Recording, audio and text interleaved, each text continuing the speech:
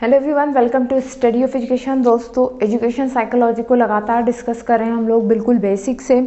पहली बार अगर आप जुड़ रहे हैं तो मैं आपको बता दूं, इसके पहले जो 3 लेक्चर हो चुके हैं उसमें हम लोग कंप्लीट कर चुके हैं definition, meaning, nature and need of educational psychology. ठीक है, यहाँ तक हम लोग कंप्लीट कर चुके हैं। अब हम लोग पढ़ने वाले हैं scope and function of educational psychology.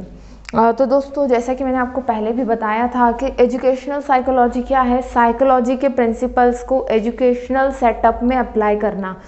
Psychology के जितने भी प्रिंसिपल्स या मेथड्स या रिसोर्सेज हैं उनको जब हम एजुकेशनल सेटअप में यूज़ करते हैं, that is known as the educational psychology. ठीक है, तब अब बात आती है कि भाई कहाँ यूज़ करेंगे। स्कोप मतलब कि इन प्रिंसिपल्स को कहाँ यूज़ कर सकते हैं आप, तो टीचिंग लर्निंग प्रोसेस में। अब एक टीचिंग लर्निंग प्रोसेस के कितने इम्पॉर्टेंट पार्ट होते हैं, ये 6 पार्ट होते हैं।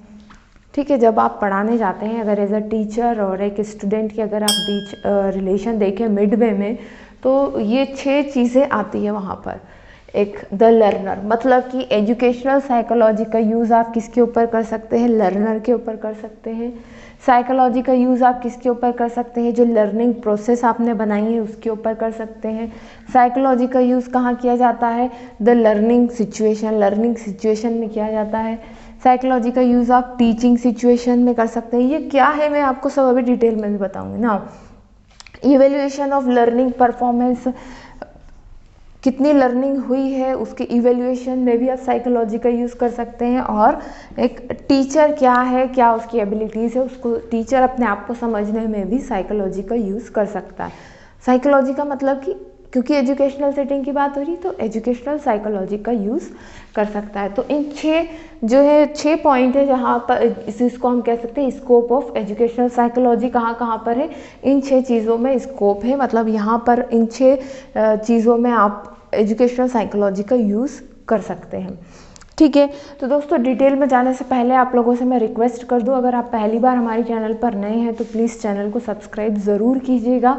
अगर आप MA education, UGC net paper 1 के learning theories education main paper अगर आपका है तो ज़रूर हमारे चैनल को सब्सक्राइब कीजिए। और दोस्तों डिस्क्रिप्शन में जो है फेसबुक पेज की लिंक दी हुई है, तो उसे भी जाकर के फॉलो ज़रूर कीजिएगा।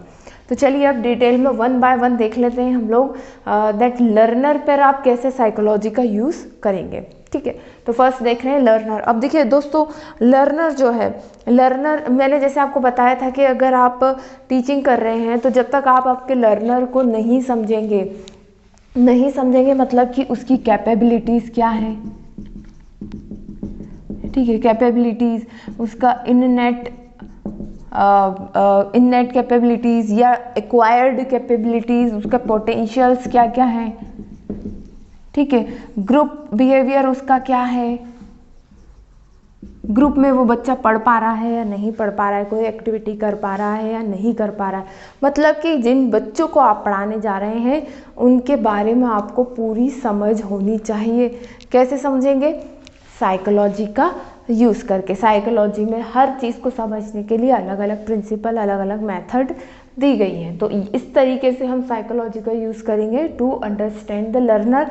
क्या समझेंगे लर्नर में कि उसकी कैपेबिलिटी क्या है, उसका कॉन्शियस अनकॉन्शियस बिहेवियर क्या है, उसकी कैपेबिलिटीज़ क्या है, उसका पोटेंशियल क्या है, वो क्या करना चाहता है, उसके इंटरेस्ट क्या है, ग्रुप में वो कैसे बिहेव करता है, सेल्फ स्टडी में वो कैसा है। इस तरीके की सारी चीज़ें समझना वो किस में चला जाएगा, scope of educational psychology to learner को समझने में ये सारी चीज़ें मतलब हमें पता होनी चाहिए।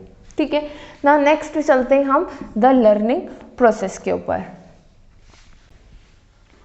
ठीक है दोस्तों, तो लर्निंग प्रोसेस की बात कर रहे हैं। लर्निंग प्रोसेस में साइकोलॉजी का किस तरीके से क्या स्कोप है, मतलब कि लर्निंग प्रोसेस में आपको ये देखना है कि नेचर ऑफ लर्निंग क्या होता है, laws, principles and theories of learning कौन कौन सी है। ये सब जब आप पढ़ते हैं तो वो किसके अंतर्गत आता है, scope of educational psychology in learning process. एक लर्निंग प्रोसेस कैसे होती है आप कैसे समझेंगे, जब तक आप laws principles and theories of learning नहीं पढ़ेंगे आप समझ नहीं पाएंगे कि लर्निंग प्रोसेस कैसे होती है, कैसे कॉन्सेप्ट फॉर्मेशन होता है, रीजनिंग कैसे होती है, कैसे बच्चे रीजनिंग का यूज़ करते हैं या रीजनिंग एबिलिटीज़ कैसे डेवलप होती है।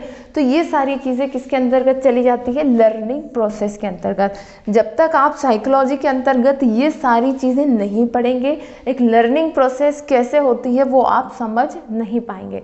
तो ये हो गया scope of educational psychology in the learning process. और ये पढ़ने के बाद ही आपकी टीचिंग जो है इफ़ेक्टिव हो सकती है, बिना इनको पढ़े आपकी टीचिंग इफ़ेक्टिव नहीं हो सकती। इफेक्टिव क्यों नहीं हो सकती, क्योंकि अगर आप बच्चे को आपने समझ लिया पर उसकी समझ के अकॉर्डिंग अगर आप अपनी टीचिंग मेथड्स नहीं लगा पा रहे हैं, उसकी एज उसके डेवलपमेंट के अकॉर्डिंग अगर आप अपनी लर्निंग प्रोसेस डिज़ाइन नहीं कर पा रहे हैं, आप समझते ही नहीं हैं कि लर्निंग प्रोसेस कैसे होती है, तो आप अपनी टीचिंग को इफ़ेक्टिव कैसे बना सकते हैं। ठीक है, तो ये सब चीज़ें किसके अंतर्गत आती है, लर्निंग प्रोसेस के अंतर्गत आती है। अब लर्निंग सिचुएशन क्या हो गया, ठीक है, ये देखिए एक चीज़ और है यहाँ पर, ये हो गई लर्निंग एक्सपीरियंसेस देना, लर्निंग एक्सपीरियंसेस। और लर्निंग सिचुएशन क्या हो गया, मतलब कि लर्निंग इन्वायरमेंट किस क्लाइमेट में किस तरीके की क्लास है, कहाँ पर आप पढ़ा रहे हैं, कितने बच्चों के बीच में पढ़ा रहे हैं, वो सब क्या हो गई, लर्निंग सिचुएशन हो गई। ठीक है, तो यहाँ पर आप क्या देखेंगे, that is the important environmental factors. यहाँ पर क्या जाएंगे, environmental factors between teacher and learner. Teacher और लर्नर के बीच में इन्वायरमेंटल फैक्टर मतलब कि किस तरीके का क्लासरूम है, कितने बच्चे हैं, 1-to-1 इंटरेक्शन हो पा रहा है या वहाँ पर या नहीं हो पा रहा है। ठीक है, और वहाँ पर गाइडेंस और काउंसलिंग जैसी चीज़ें भी फिर आ जाएंगी। ठीक है, नाउ और फिर बात करते हैं हम लोग टीचिंग सिचुएशन। ये तो लर्निंग सिचुएशन हो गई, दैट इज़ द क्लास का इन्वायरमेंट कैसा है वहाँ पर। टीचिंग सिचुएशन क्या हो गई, यहाँ पर टीचिंग सिचुएशन में आप समझ सकते हैं कि किस तरीके की टीचिंग मेथड्स आप लगा रहे हैं, इसलिए हमें अलग अलग तरीके की टीचिंग मेथड्स पढ़नी पड़ती है ना। तो that is the use of या scope of educational psychology in teaching situation. तो टीचिंग मेथड्स कौन कौन सी लगा रहे हैं आप, टीचिंग एड्स कौन कौन सी यूज़ कर रहे हैं वहाँ पर। ठीक है, ये सब किस में आ जाएगा, टीचिंग सिचुएशंस में आ जाएगा। नाउ नेक्स्ट आता है इवेल्युएशन ऑफ लर्नर।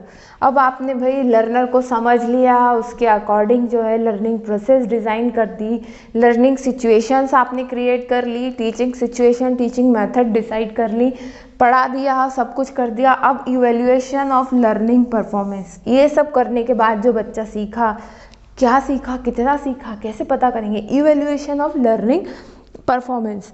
तो ये कैसे होगा, असेसमेंट और इवेल्युएशन करना है इसमें आपको, इसलिए हम एजुकेशन साइकोलॉजी में असेसमेंट और इवेल्युएशन भी पढ़ते हैं। तो असेसमेंट हो गया, असेसमेंट एंड इवेल्युएशन।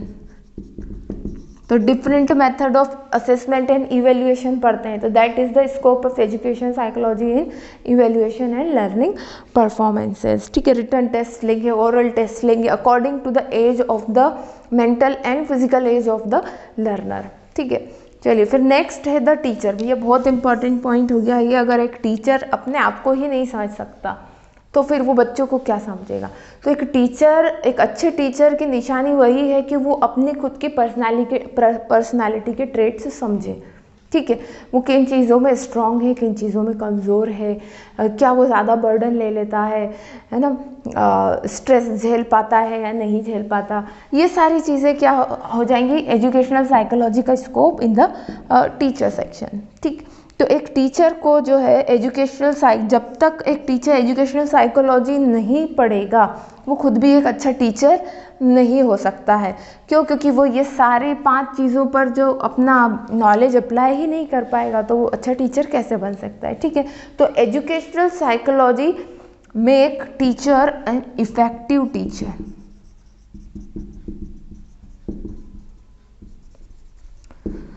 ठीक है, होप आप लोग समझ पाए होंगे मैं क्या कहना चाह रही हूँ यहाँ पर। ठीक है, और एक जब टीचर एक अच्छा टीचर बनता है तो वो गाइड भी कर सकता है बच्चों को, उनकी काउंसलिंग भी कर सकता है, ऐसी बहुत सारी चीज़ें जो है वो कर सकते हैं।